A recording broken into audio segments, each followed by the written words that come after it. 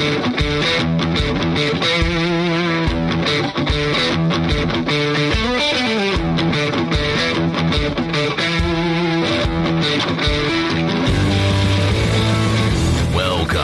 to the Fantasy Footballers DFS Podcast, coming to you from the Play Draft Studios with your hosts, Mike Wright, Ben Cummins, and Chris Meaney.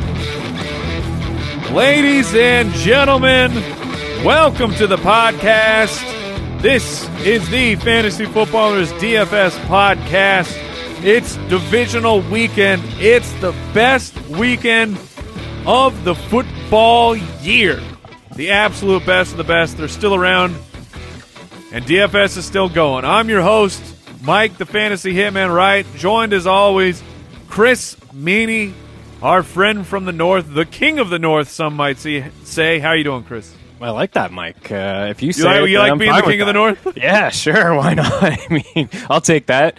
Yeah, you're right. You said it off the top. We were talking about last week being so fun, wild card weekend, but this is the best weekend in all of sports. Looking forward to this slate.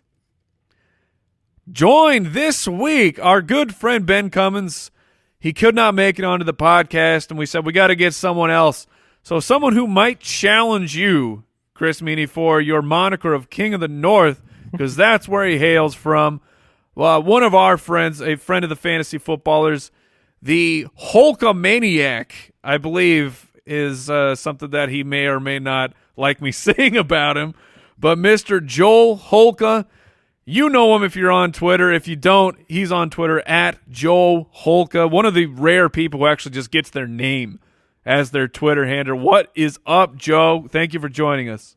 What's going on, Mike? I was kind of curious what you were going to do with the whole King of the North thing there, but I think you tied it together relatively well. I was going to see how you could actually bring that together, but how far north are you, Joe?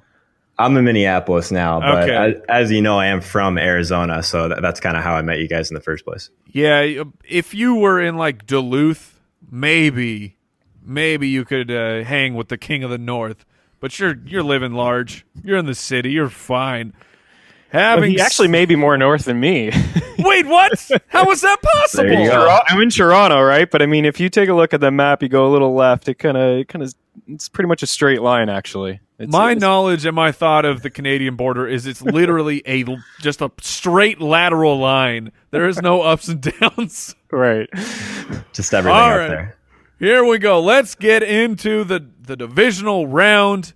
As you know, once we get into the playoffs, we stop going with cash game GPP picks of the week. We just start breaking down the slate because there's only the 4 games. Let's start with the Colts at Chiefs. The Chiefs are 5.5-point favorites. I got a little shocked there, a little stumbled over the words because 57? The over-under is 57 in a playoff game? That's absolutely fantastic. All right, we're going to throw it over to our guest, Joe. We're going to let him start it off. We're going to start with the Colts. Andrew Luck. Are you paying up for Andrew Luck? How are you feeling about the Indianapolis Colts throwing the ball against the Chiefs? Man, I'll say one thing, too. Like, the playoff slates are by far some of the best slates of the entire year. Yes, we love them. It's great. Just I think the biggest thing, I'm sure you guys have talked about this too, is like giving yourself some sort of flexibility with late swaps. So that's something I'm definitely thinking about when I'm building my lineup. So like it's terrible. Like 2 weeks in a row, we've had probably the best game as game number 1. So it puts you in kind of a weird situation on how much exposure do you want to this game. But that said, like Andrew Luck is a guy that's pretty easily stackable in this spot. And it is one of those positions where you can pay up, but all the way up from Mahomes definitely alters what you can do with some of the elite running backs that we have on this slate. So I think if I want to get access to one quarterback, it's definitely going to be Andrew Luck in this game in particular. Okay. So Chris Meaney, the Mr. Marlon Mack attack. Let me divert here. Joe, who do you have winning this game? I honestly think that it's going to be close, but I think you can't really argue against what KC has been able to do this year. I think that Indy, it does have probably the offensive line to hold up this pass rush, and I think that's a big part of like my decision-making process, which quarterback is going to see pressure and which one isn't. So I honestly think that Indy is going to hold up pretty well, but I don't know if they're going to be able to keep up with the scoring on the other side. So you like the over-under? You think it's fine? I do. Yeah. In a playoff game, yeah, it's a little bit high, but honestly, we probably haven't seen a slate like this in the playoffs in quite some time. So I'm totally okay with the high over under. All right, Meaney, high over under. Talk about who you got winning this game, and then how you're looking at Marlon Mack and Nyheim Hines, Mr. No-Show of the wild card round. I hope your exposure to Hines was minimal or zero, because that's how much he was on the field. How are you handling Marlon Mack? Yeah, 9 snaps was awful. That's not good. Not good. And a lot of people in the fantasy community are talking about a bounce back game from him this week. If the Colts have to play catch up, he gets on the field, catches a few balls. But we know that Mack can catch as well. He's got at least 3 targets in his past 3 games. But you're right, Mike. He's just been a workhorse. At least 24 carries in 3 of his past 4 games. Yeah, he was phenomenal last week against a really strong run defense. Now, that offensive line in Indy, we've been talking about it all year long, especially when Ryan Kelly is playing the center for the Colts. It's extremely strong, and they're going to have their way with Kansas City if they want to run the ball. Frank Reich has said it. Yeah, obviously we want to run the ball and keep Mahomes off the field. But, I look at the Colts defense, and it has been good lately, but what quarterbacks have they played over the past few weeks? We're going this card. Schedule. They really have, though. Blaine Gabbert twice,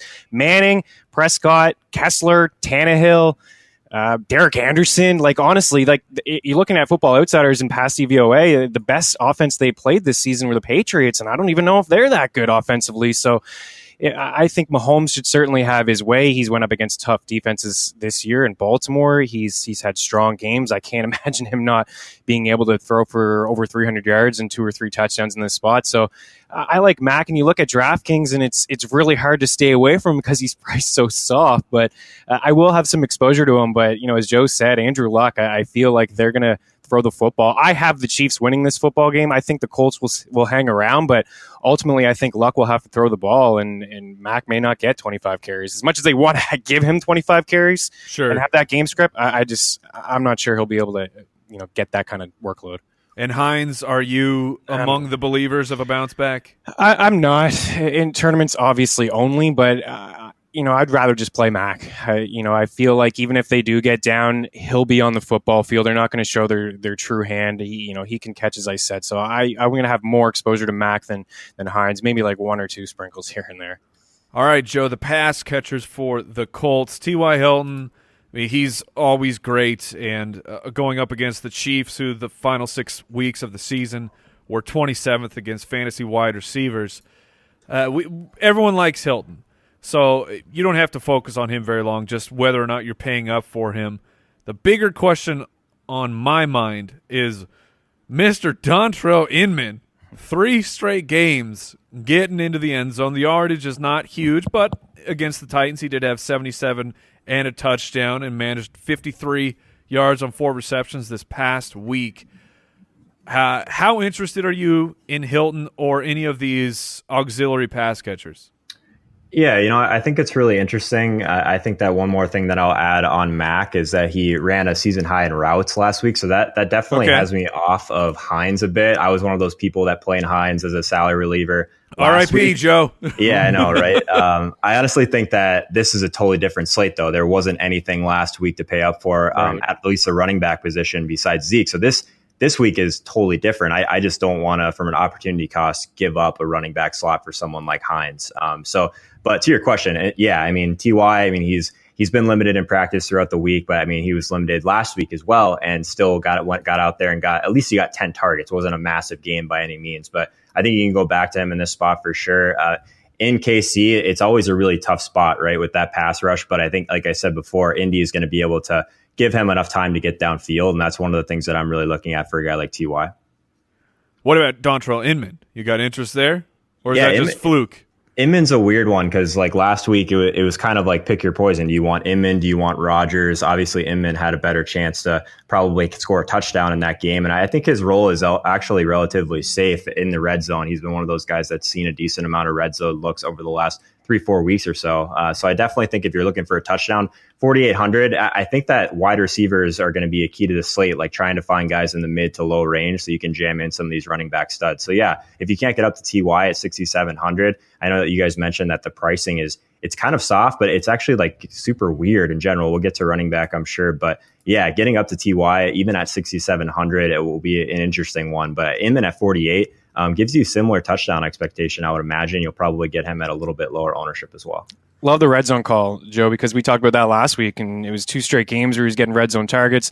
And it's exactly what I had last week. Red zone target was 18-yard touchdown. So I think he's a strong play and what could potentially be a shootout. And so, Chris Meaney, Eric Ebron, smash situation, or are you a little bit concerned about his injury?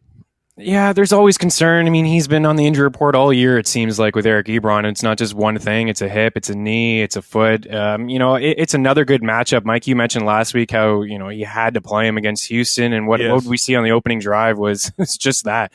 I mean, Houston struggled against tight ends all year, and they still went one-on-one single coverage against Ebron. He lit him up, and the Chiefs have struggled all year long against the tight end position, right? They've allowed the most fantasy points to tight ends. So I think Eric Ebron's in a good spot. I like him a lot more than Zach Ertz, I'll say that. Oh, all right. Let's talk about the Kansas City side of the ball. Chris, we'll keep it with you. Patrick Mahomes, you got to pay the piper if you want to play Patrick Mahomes. $7,000 over on DraftKings. Just for context, Andrew Luck, who we've been talking about, $800 cheaper. Are you conserving your budgets at quarterback, or are you trying to find some lineups where you can get Mahomes in?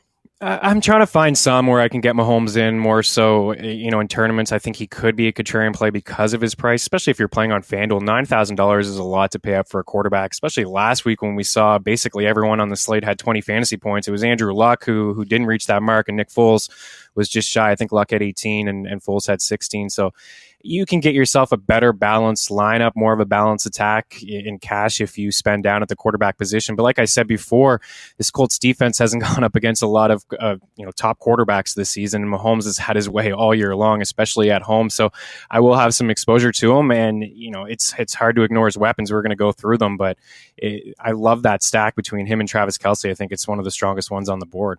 Yeah, the Colts, the final 6 weeks of the regular season, 7th against fantasy quarterbacks, so holding up there pretty strong. Joe, how do you feel about the man who he just got paid?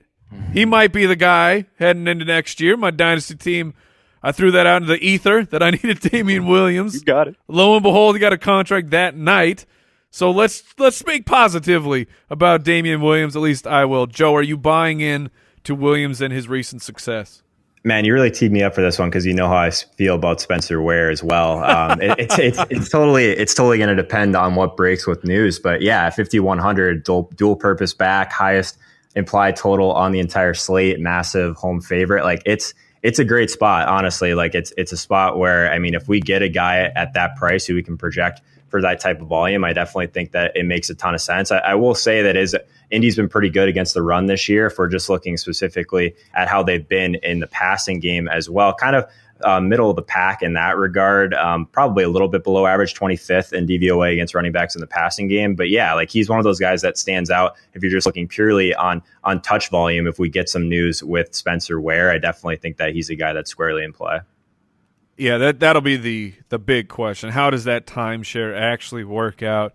I think he deserves the role. I mean, they gave him the contract, right? Yeah, I would agree. Over the past couple of weeks, and even if Spencer Ware plays, I think maybe that will shy people away from playing Williams, and maybe you'll get him with a lower ownership. Sure. I was just looking at some overall team stats, as you do. It's time to reflect on 2018, and this is one of those things like you know what was happening because you saw it. But Kansas City running backs on the ground, 13 touchdowns. Kansas City running backs through the air, 12 touchdowns. That is unbelievable. I think second was the Patriots, who you expected. They only had 8 passing touchdowns to the running back. I thought that was an absolutely just bananas stat. So it speaks to what Joe was talking about, the dual-purpose running back. And that's Damian Williams. He's got juice. Spencer Ware looks like he's a burnt toast out there. He's not the same since coming back from the injury. Any low-key contrarian interest in Darrell Williams, the other Williams in Kansas City, Joe?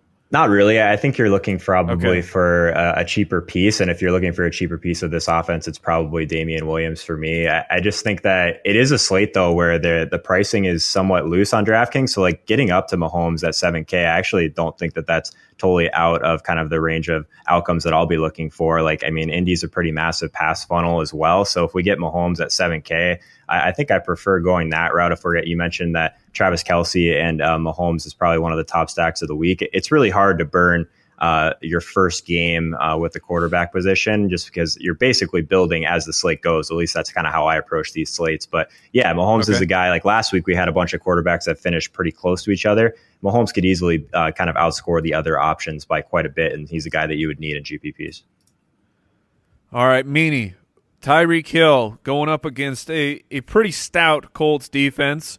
Or are you just going to give me the same old? They haven't played a quarterback. Tell me who can stop Tyreek Hill? Yeah, I don't know. You tell me. So are you paying up for him? No, because I just want to pay up for Travis Kelce. I'd much rather pay up for him. I feel like the Colts will probably try to focus in on Tyreek Hill, but I guess that would leave Travis Kelce with some soft matchups. But even still, like, he's had at least 5 catches in 15 straight games now, 50 plus yards in 6 straight contests. The Colts allowed a league high 103 catches and almost 1,200 receiving yards at tight end. So it's just such a good spot for him. He's been used more inside the red zone over these past few weeks when he was kind of forgotten about early on in the season. So for me, it's just if I'm choosing between, I can't get them both in, right? If I want that stack, I'm going to have to lean Kelce over Tyreek Hill. Not to say that he's not a good play, because both of these guys, Ty and Hill, I think they should be able to exploit both of their matchups. I was going to ask if you want to get nuts with Sammy Watkins, who has returned to limited practice. He's not played in 5 games, so he's been out for a while. But he's $4,500 on DraftKings. What is that about? I like to get nuts, but I don't know. It might be a little too nuts. I mean, Josh Reynolds is the exact same price. I mean, that's ridiculous. So I'm not even going to talk about Sammy Watkins. Chris Conley, he was fun to talk about for a few weeks, but he has absolutely vanished. Unless, Joe, you want to talk about Conley. I think someone in that price range, I'd probably just playing someone like Chester Rogers on the other side of the ball. I mean, it's pretty thin for some of the value in this game, as we mentioned. So I'm kind of with you on Tyreek Hill. I don't really pay that much for a wide receiver like that when I can get Kelce. I think I prefer just paying up at the tight end position in general and kind of seeing what I can work out at wide receiver, and paying up for those running backs, of course. So Tyreek's a guy that if he goes off, usually buries me. So that'll probably be another week that I'm just tilting his 97-yard touchdowns again. Cowboys, Rams. The Rams are 7-point favorites at home, 49.5-point over under. This is a majestic game for the running back position. Zeke, Todd Gurley, 2 studs, the most expensive guys you can get on the slate at the running back position. Joe, how are you looking at Zeke? Are you trying to smash him in? You're trying to move the Tetris pieces just right so you can make sure that Zeke is in there? Yeah, you mentioned opportunity cost really just at the running back position. Like the first thing that stood out to me was how much cheaper these guys were than they normally are on this slate. So Zeke at 8.2, Gurley at 8K. It just makes sense and a lot of teams to kind of play both of them and see what you can fit around them. I think that anytime we can get these running backs who we can easily project for about 20 carries on the ground and have just a massive role in the passing game as well, like their ceiling is just so much higher than some of these other wide receivers that we'll talk about. And even though they're in the same game, we've seen them both go off in the same game before. Like Zeke's a guy that has been pretty much hitting his salary-based expectation even without touchdowns, finally gets in the end zone last week. I think they're going to continue to kind of lean on him in this game. Great matchup against the Rams, who are a lot worse against the run than against the pass. So yeah, I'm pretty much all in on Zeke again this week. Dak Prescott, Chris Meaney, gets to helm the quarterback position for the Dallas Cowboys again. I don't know if you realize that. Also don't know if you realize in the past 4 weeks, we've really only seen one good game from Dak Prescott. That was the final week of the season against the Giants when he went nuclear, 387 and 4 scores through the air. Are you interested at all in Dak Prescott against the Rams defense? Not really, because, you're right. Those games that he shows up is because he calls his own number and he has a rushing touchdown. So I'm with Joe. Like, I want Zeke. So, that's where all my exposure is going to be. And even if this game does get out of hand, and actually I think Dallas could win this game. What? Absolutely, I think they could. I mean, they can control the pace. I mean, you look at the Rams. I mean, nobody allowed more yards per carry than the Rams this season, 5.1 yards per carry. And everything is going to go through Zeke. And even if they get down in this game, he's still going to go through Zeke because of his pass catching ability and what he's done so far this year. I mean, look at the targets: 5 targets, 4 catches, 6 and 5, 8 and 7, 13 targets and 12 catches 5 weeks ago. So this guy is completely involved in every aspect of the game, and I think he's the safest play on the board. So for me, I'd much rather just roll with Zeke than go with Dak. And as I said last week, if you're going to be a little bit different in some of your lineups, like there's no point in just having like 20% of Zeke. It's either you're all in with him or maybe 90%. And if there's a couple lineups where you don't go with him and you think the Rams are just going to roll, then sure, go ahead and go with Dak and maybe Amari Cooper as a stack, because there's really not a whole lot of other weapons. The Rams are good against tight ends this season for the most part. Cole Beasley looked like he suffered a setback last week, and it was a foot injury. He came in, made a catch, and then he was on the sidelines. Hearn suffered a season-ending gruesome injury last week. So, yeah, that was rough. So it's all Zeke for me. I'm all Zeke. All right, then Joe, Amari Cooper finally came back to life where he'd been missing. He was on the back of a milk carton there for 3 weeks, but 7 for 106 against Seattle. That's not too shabby. Not too shabby at all. Are you buying in to Amari Cooper this week, Joe? Yeah, Amari's probably still going to be in a similar situation to me, for me at least, that he was last week. Like probably a pivot only if I really get this first game wrong. I think that you made a good point earlier. Like you have to kind of either take a stand on some of these running backs, either go way overweight or try and play game theory and just not play one of them. I'm usually on the side that just goes way overweight. So yeah, I could see maybe for some teams that are behind moving away from Zeke and completely flipping the game script. I think that these playoff weeks in particular, you have to build lineups that like tell a story, right? So if Zeke doesn't have a great game on the ground, let's hope that maybe they're way behind and they end up having to throw a ton, and Amari would certainly be kind of involved in that aspect. So I definitely think that he's probably pivot only for me at this point. All right, the Rams, just to highlight that for Amari Cooper, the Rams the last 6 weeks of the season, 5th against the wide receiver position. They really tightened it up once their secondary got back and healthy. Blake Jarwin, whenever I call Blake Jarwin my guy, he just vanishes. I mean, I called him my guy once, 2 for 8. I back off. He goes 119 and 3. I call him my guy again. I bring him back into the fold. I give him the hug. The prodigal son has returned. I forgive him. And he gives me 3 for 15. So he's not my guy. I'll give you some mojo. I hate Blake Jarwin. That means he'll do. So he's going off. That means he's going off this weekend. Blake, you jerk. That's all you get on this show. Moving over to the Rams. Jared Goff and company. How are you handling this Rams team, Joe?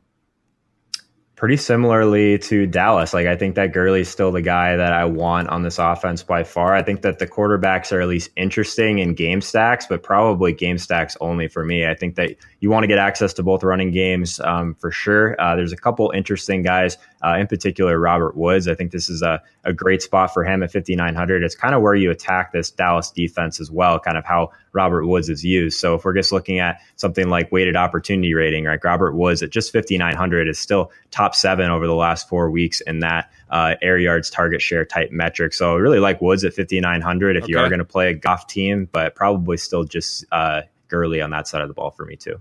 Do we have any interest in the running back who's priced $4,800? Why is CJ Anderson $4,800? Just in case Gurley doesn't play. Just in case the last second he's a scratch. I don't know, Mike. I don't know. I expect Gurley to play at full health. What happened was somebody won a fantasy championship with CJ Anderson, and they're just propping up the price to try and pay respect to the man. I guess. There's no other reason for that. So, Meaney, we already talked about Robert Woods. Brandon Cooks is a little bit cheaper. Josh Reynolds is a lot a bit cheaper.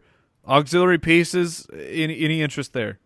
Yeah, I'm with Joe. I love Woods so much. He's just been so safe and so consistent in terms of just take away week 17 and take away week 16, and it's every single week. Take away every bad game he's ever had. Take away the last and the first. Take away those, like the bookends, and in between those games, he's been pretty safe, man. We talk about it every single week. I think 5 catches in every single game, at least 50 yards in every single game. So I agree with Joe. The way to attack, this Dallas defense will be with Brandon Cooks. He'll get some screens in there. He's been using the red zone a little bit more recently, playing in the slot. Obviously, the disappearance of Brandon Cooks was shocking. That a little concerning. Through the first 11 weeks of the season, he was playing absolutely unbelievable football. 5 games over 100 yards, touchdowns, and then Cooper Kupp goes out, and you think that the opportunity has now gone up for Brandon Cooks, but he ended up vanishing. I know he had 2 touchdowns that last week of the season, but that's against San Francisco. So I'm with you guys on Brandon Cooks. I'm not exactly sure what to do with him until Cooper Kupp comes back, and then I guess he's really interesting. Gerald Everett, he's moderately interesting to me because the Cowboys are at least somewhat susceptible to the tight end position, at least for fantasy purposes, ranking against the other teams. But the upside is so low. Do you buy into any ceiling for Gerald Everett, Joe? I mean, I actually like him. I think he'll be one of the more kind of popular punt options if you don't pay up for Kelsey or Ebron. I guess just from a macro perspective, one of the things that I really value at the tight end position is just targeting these high team totals as home favorites. The home split for tight ends is definitely real, and for a position that is definitely skewed by touchdowns, I think just trying to attack these high totals is something you can do if you're paying down. And someone who's been trending up too as well, Mike. We've talked about him over the past few weeks. Again, let's not count last week. It was week 17, but 6 targets, 7 targets, 7 targets his last 3 games, a total of 14 catches over that span. So I agree. I think if you're going to punt at the tight end position, I don't suggest it, but if you're going to, that would be the guy in that range. That's the guy for me. All right. Before we move into the next match, I want to thank today's sponsor, Pristine Auction. You know who they are. You've been listening to the show all year. Pristine Auction. Get on the website. It's the best sports memorabilia place to go. Get that signed gear. I'm looking at Todd Gurley up on the Fantasy Footballers wall. The old school Rams, in my honest humble opinion, the better Rams jersey. Maybe make that switch back. Regardless, there's hundreds of new things up every single day on Pristine Auction. Maybe you like the new Todd Gurley jersey. I'm sure you can find that as well. I see Alshon Jeffrey over here in the corner, and I know that the hands of Mr. Alshon Jeffrey have touched this because Pristine Auction, they use the best authenticators in the business. They're making sure everything is on the level, getting these guys to sign this gear. Check them out, pristineauction.com. Make a completely free account, and when you do it, let them know you heard about them from the Fantasy Footballers DFS Podcast. Chargers, Patriots. The Pats are 4-point home favorites. We got a 46.5 point over under. This is the early game on Sunday. Let's look at the Los Angeles Chargers, who, quite frankly, made Lamar Jackson look foolish out there on the football field for 3.5 quarters of the game. Joe, who do you like to win this game? Let's start with that. You got the Chargers or the Pats? I think the Chargers have a really good chance to play well again. I'll be the first to admit I totally whiffed on them last week. I thought that they drew probably one of the worst matchups they could have drawn against this Baltimore team, but it's just a team that didn't really make any adjustments, and LA actually pressured a ton more than they have been recently. Obviously, with Bosa back, that's a big part of their defense. So yeah, I think the Chargers are going to play well. It's just a really tough spot from a DFS perspective. I think that this is probably going to be by far the kind of slowest paced game. And some of these guys are at interesting price points for sure, but I always struggle with the Chargers. I struggle with them all year because these high efficiency teams that don't run a ton of plays, it's a really tough spot from a DFS perspective, especially with all the other options we have on this slate. Do you have any faith in Melvin Gordon, $6,200 over on DraftKings, but he will allegedly be playing the game with 2 sprained MCLs? I don't know how you guys saw it, but when I was watching the game and he came back in after the injury, he looked slow to me. Maybe that was just my perception. Did you see kind of the same thing, Joe, or did you not really notice?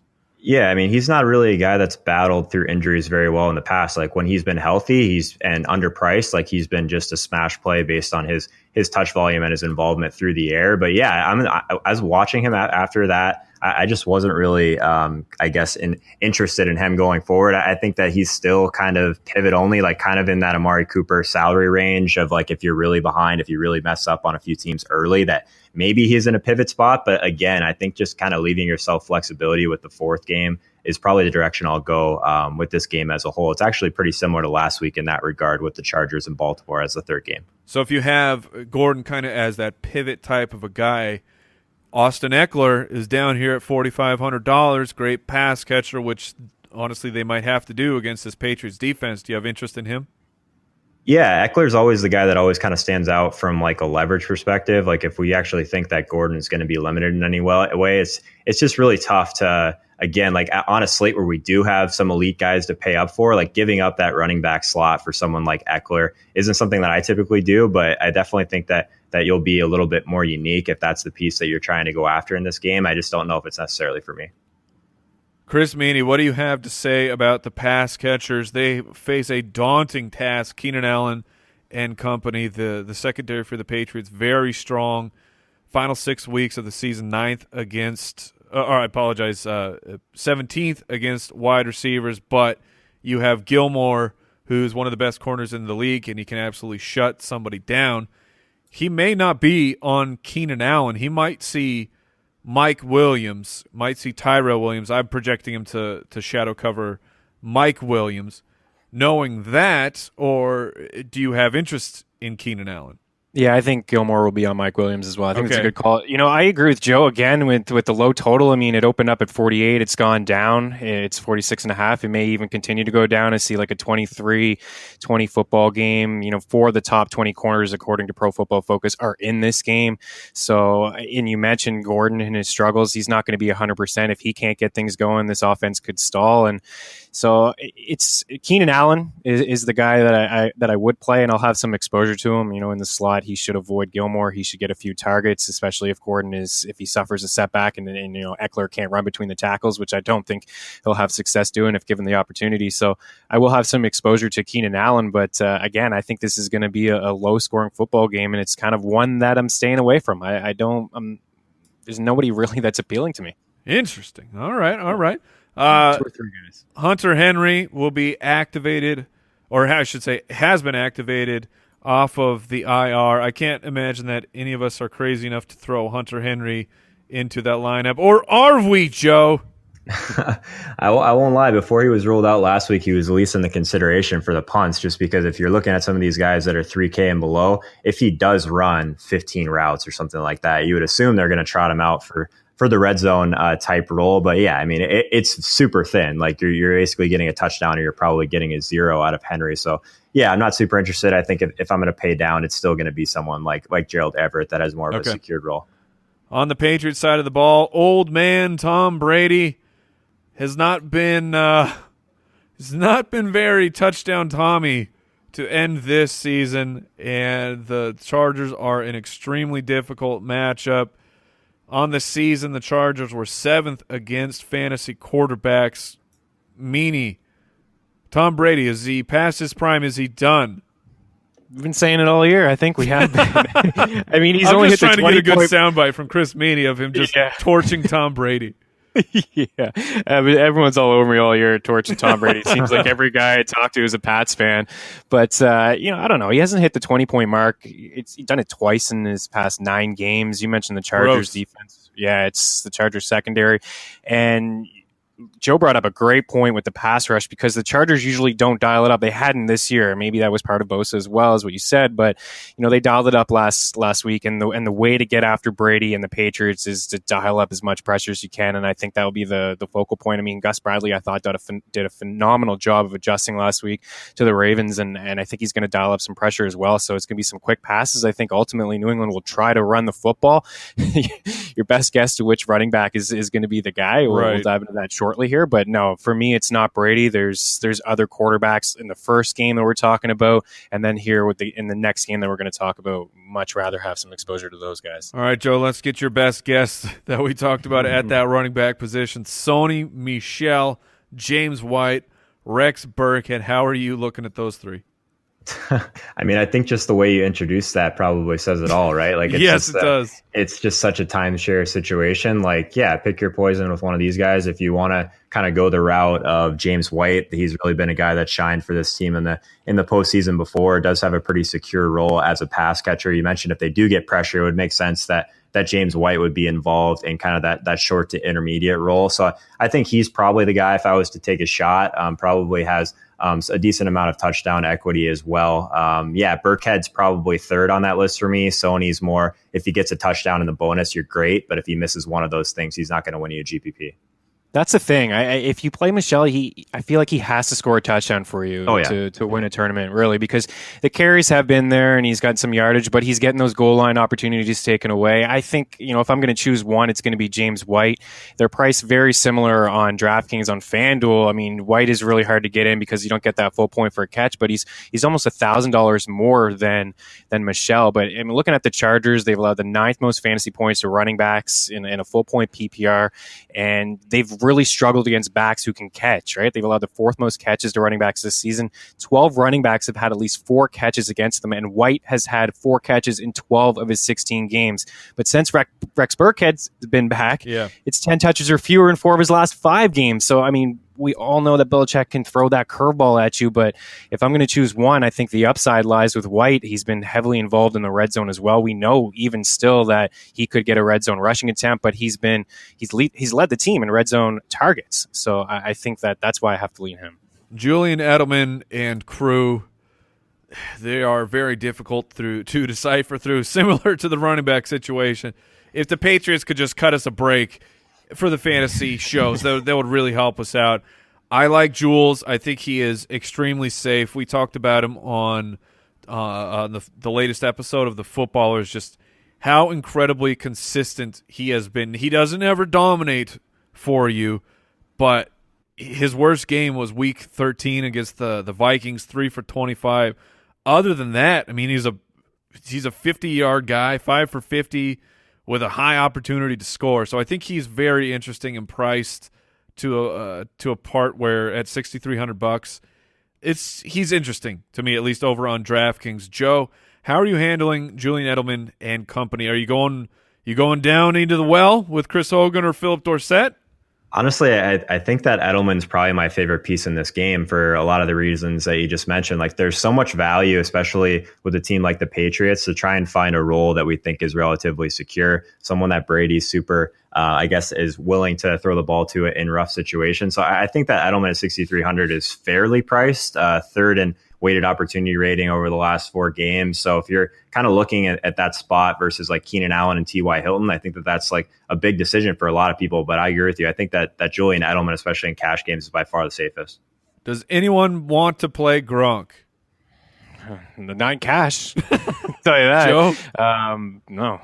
Yeah, no, I think that at that point, I'm either going to try and pay all the way up or pay all the way down. I think that going barbell at tight end is more often than not the way to go. Yeah, Gronk has hurt me so much this season. I cannot endorse. Could be the last game we see from him. Oh! Ooh. Chris Meaney is just blowtorching the entire Patriots. What is happening? I don't like him. It's because he's pumped up for his team over on this matchup. Philadelphia takes on the New Orleans Saints. The Saints are 8-point favorites at home, 51 point over-under. Chris Meaney, how does that 8-point underdog total feel in your face, Meaney? Yeah, I mean, just like that's what we like, underdogs, right? No, I mean, I don't feel great about this matchup, to be honest with you. I mean, you can't. You're going into New Orleans, I think, is an extremely tough environment to play. And the last time they played there, it was 48-7. I think this game is going to be a lot different. Carson Wentz played in that football game. It was the worst game he's played in his career. He had 3 picks. He struggled. And since then, the defense has turned it up. I mean, they were down to their 6th and 7th corners at that time. Look at Drew Brees and just some of his splits. It's just remarkable what he's been able to do at home this season. 21 touchdowns, 1 interception. You go look at his last 4 games, and it's like, oh, he struggled a little bit. 3 touchdowns, 3 interceptions. Well, 3 of them came on the road. And he's just so dominant at home, and 29 touchdowns and 2 interceptions in his first 11 games. So this is the game for me. I think the total at 50, I think it's too low. I really do. I think the Eagles can get to 20. I think they can get to 24. And if they get to 24, that the Saints are going to get to that number as well. So I think it can go over. And, you're talking about late swaps. This is the one, I think, to save some cash for and to, strategize if things don't go your way in that first game. And you may have to make some adjustments, whether it's getting Zeke out of, your lineup and Michael Thomas or Alvin Kamara or whatever you're going to do there. But I think this is going to be a shootout. I think this is going to be the highest scoring game on the board this week. So which Philadelphia running back can possibly help carry the Philadelphia Eagles? Adams, Sproles, Smallwood. This is even worse than the Patriots situation to me. Yeah, and Adams had 1 snap last week. There's no running backs at all. I mean, you look at Nick Foles, 2.2 seconds. That's the time that has been gone when he gets the ball out of his hands. It's number 1 in football, and that's what's going to continue here in Philadelphia. The offensive line has been really strong. Listen, they went against Khalil Mack last week. He was a non-factor, really. 1 hit, no sacks. J.J. Watt, Aaron Donald, 3 of those guys in the last 4 weeks. 0 sacks combined and only 3 hits to the quarterback. I think Foles is going to have some success getting the ball out quick. They're going to struggle to run the football against the Saints. You guys know this. Yeah. The Saints have been amazing against running backs all year long. Sproles, maybe. If I was to have a guess, Sproles would be the guy that I think could do the most damage, even though Wendell Smallwood is trending up. But for me, it's guys like Golden Tate, Alshon Jeffrey, getting the ball out quick. And I think Tate is in a really good spot if he can match up against P.J. Williams. All right, Joe. How are you looking at the Philadelphia wide receivers? Alshon Jeffrey, he absolutely vanished in the middle of the season, only to find his motionless corpse resurrected by Nick Foles, and he has absolutely been dominating the past month and a half. Are you excited for Alshon Jeffrey, or are you with Chris Meaney? You think that Golden Tate's in a hot spot? Nelson Aguilar, how are you working with the Philadelphia Eagles? Yeah, last week I was definitely overweight on Aguilar and on Jeffrey. Jeffrey probably going to see shadow coverage from Marshawn Lattimore, even though this year we haven't been as scared of that situation. So yeah, I think that in his range, probably still prefer Robert Woods. But yeah, if we're paying down, this Aguilar versus Tate thing is super interesting. Like both of these guys are seeing usage at kind of closer to the line of scrimmage. But what we saw from Tate last week, I expected a lot of that to go to Aguilar. So it's kind of a tough spot to really go overweight on anyone on Philly. Like I love this game, but trying to figure out if you're going to stack up the New Orleans side of the ball, who to bring it back with is definitely a challenge. So I think from the wide receivers, it's probably just take some shots on Aguilar or Tate and just hope that you pick the right one. We haven't actually, I'm trying to recall, we've been talking about paying off for the tight end the whole show. Have we really mentioned Zach Ertz in that area, or is it just Kelsey for you, Joe? Yeah, it's a really tough matchup, obviously. New Orleans has been very good against the tight end, 4th and DVOA. But if we're just looking at routes run per game, like Zach Ertz is right there at the top. But again, going back to just from a macro perspective, it's really tough to take a shot on some of these guys with low totals. He's not at home. Yeah, I mean, I definitely prefer getting all the way up to Kelsey or getting all the way down with Everett. Like Ertz is probably pivot only for me, but if you're trying to look for a guy to bring it back with, he still probably has the highest ceiling of this group.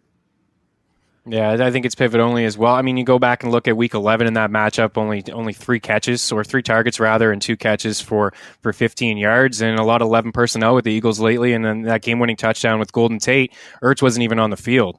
So, I mean, Golden Tate had 41 snaps, which is the most he's had as an Eagle, and he ran 27 routes, is the most he's run since that week 11 game. That was just early on in his Philadelphia career. So I think Ertz makes for a decent pivot, but I just feel like this is a Golden Tate game. I don't know why. Maybe just a little bit from last week, but he's just starting to trend up for me, and I just see it. What about Goddard? Dallas Goddard. Ben Cummins sang the praises of Dallas Goddard, and he kind of came through there. Meaney, what's your interest in Goddard? Yeah, like I said last week, I thought it was a great call by Ben, using both tight ends a lot lately, like they did last season with Selleck and with the guy in Chicago is slipping my mind right now that all of a sudden had the Burton, who had the groin injury, just popped up.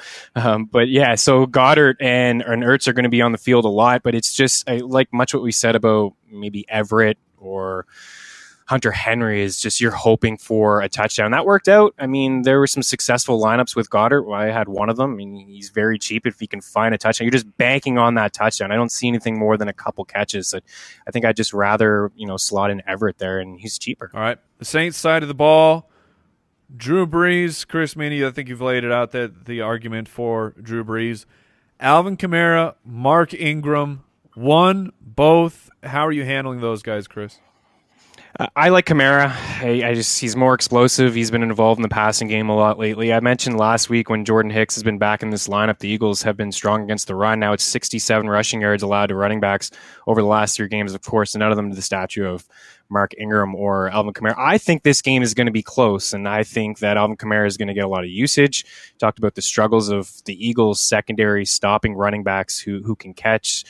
This is a great spot for Alvin Kamara, but if you're not buying what I'm selling and you think the Saints are just going to roll and they're heavy home favorites, and Mark Ingram can certainly they could lean on him like we saw in that Week 11 matchup. It was Ingram who had over 100 yards and got all the usage, but I mean, I think it's going to be close. Maybe Joe thinks it's going to be a little bit different, but Kamara is the guy for me. Joe, how you look at those running backs? Yeah, I mean, I love Kamara. If you're looking for some ceiling in this fourth game, like it's pretty tough to argue with that. Even at 7,300, like you really have to get creative to play Zeke, Gurley, and Kamara. But I mean, it is somewhat doable, and I think it'll give you somewhat of a unique lineup construction as well. Like it's a spot where like we were targeting Philly last week just because of how weak they are against running backs in the passing game. So I think that Kamara is really like he's basically the Tariq Cohen play from last week, but a little bit more expensive. Yeah. They just didn't end up using Cohen in that way. So I would expect Sean Payton to use Kamara pretty heavily against this Philly team, because if I was to attack Philly, that's how I would do it for sure.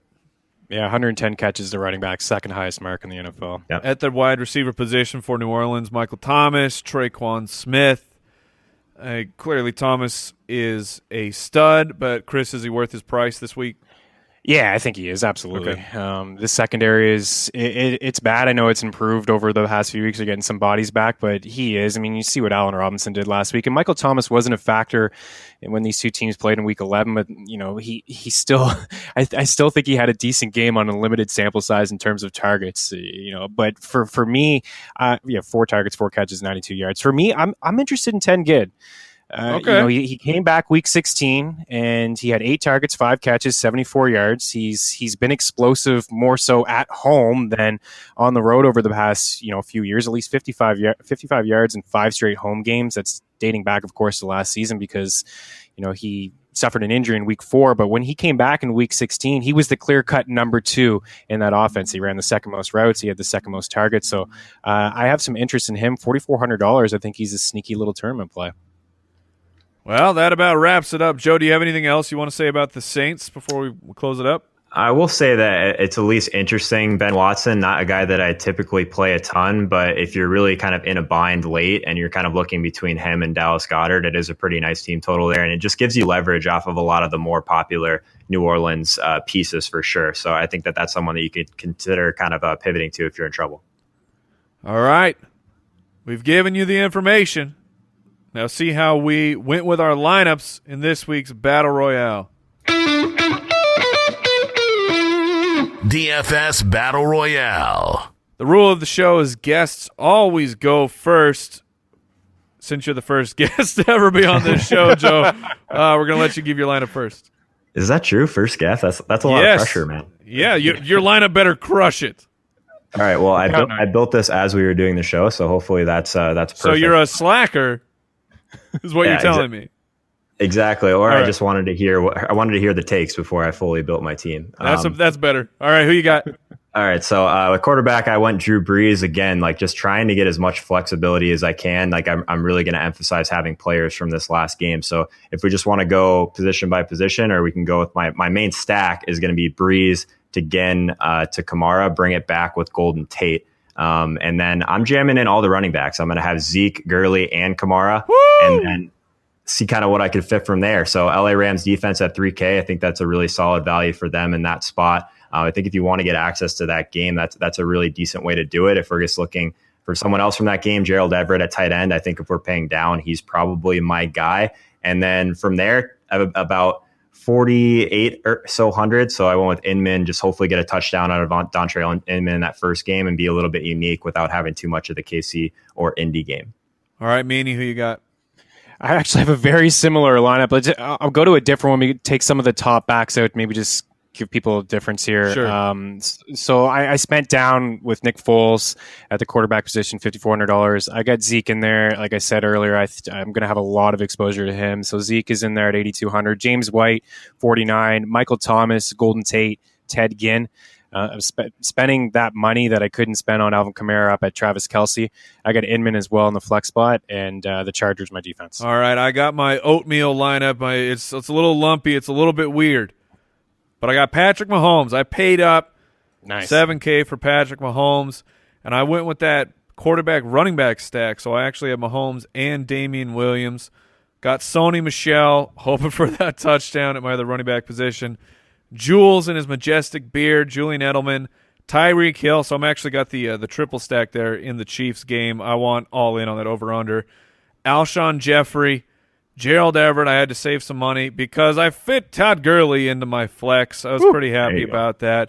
And I went with the Chargers defense because they're cheap, and I actually think that the Chargers are going to win this game. So there you have it, ladies and gentlemen. Mr. Joe Holka, thank you so much for jumping on the show. It was a late addition, ladies and gentlemen. We needed someone to step up. Joe said, I'm the guy. Where else can people find your work, Joe? Yeah, man, appreciate you guys having me. Always willing to kind of step up for you guys when you need it. But yeah, everyone, all my content is over at YouTube and on Twitch. So youtube.com/Joe Holka, twitch.tv/Joe Holka. Be doing a pivot show with Evan Silva on Sunday. So if you have some teams that are in some trouble, definitely check us out then. You got Silva? Oh yeah, 2 weeks in a row. Silva's really stepping up for me. So Peter Jennings has been on the show a bunch on Sunday mornings as well. We're going all out, man. We got to try and get some names to get some people over to Love Twitch. it. Is Silva that's great. Is he bringing his jug? He actually locked himself out of the house like 5 minutes before we were going live last week. That sounds like Silva. Yeah. So we had to push it back, but he came through and he brought the fire. That's for sure. What a guy. I just imagine him having to shimmy through a window. Silva's if you don't know Evan Silva, you're ridiculous. Dig into the industry. He's one of the greats, but he's a big dude. So seeing him trying to break into his own home is very exciting and very, very funny to me. There you have it, ladies and gentlemen. Best of luck. I hope you get the absolute best spot on your couch this weekend and do not leave for anything. It's my favorite weekend of the year. Ladies and gentlemen, best of luck. For Chris Meaney, Joe Holka, I'm your host, Mike the Fantasy Hitman Wright. We'll see you next week. Goodbye. Thank you for listening to another edition of the Fantasy Footballers DFS Podcast. Don't forget to visit us on the web at www.thefantasyfootballers.com.